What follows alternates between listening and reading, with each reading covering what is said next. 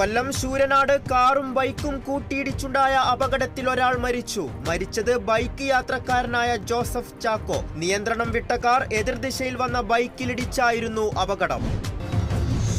നെയ്യാറ്റിൻകരയിൽ ഗുണ്ടാ സംഘത്തിന്റെ ആക്രമണത്തിൽ 5 പേർക്കു പരിക്ക്. പരിക്കേറ്റവരെ നെയ്യാറ്റിൻകര സ്വകാര്യ ആശുപത്രിയിൽ പ്രവേശിപ്പിച്ചു.